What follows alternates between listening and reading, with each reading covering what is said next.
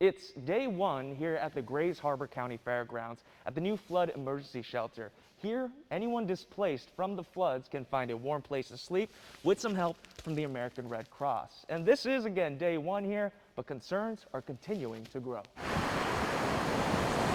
think people are crazy for driving down this road. Tom Brinkley can't believe what he's seeing.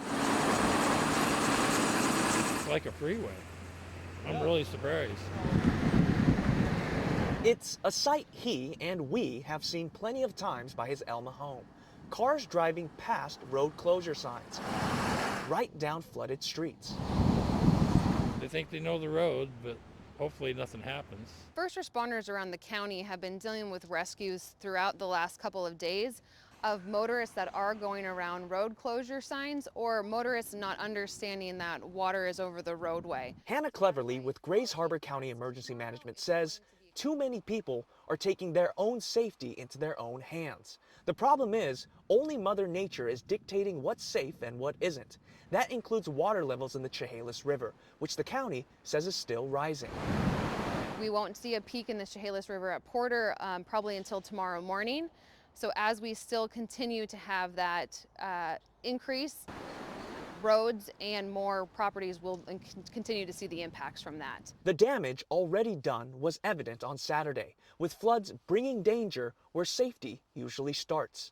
Officials say flooding in the Chehalis River could reach major near-record levels. The effects on road conditions across the region makes Tom worry about supplies. I mean, it was getting kind of bad before, you know, lack of food and stuff in the stores, and this is going to make it real bad, actually.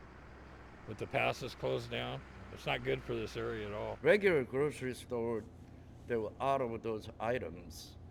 So that's why they come here. Chuck Kim owns C&S Grocery in Elma. There's a lot of empty spot there. He says most of his supply chain issues are due to the ongoing pandemic.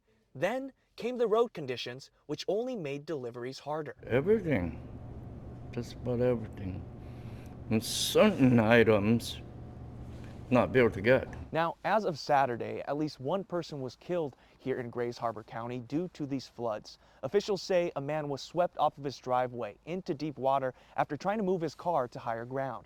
Officials urge the public to stay inside as much as possible. Reporting in Grays Harbor County, Kevin Coe, KIRO 7 News.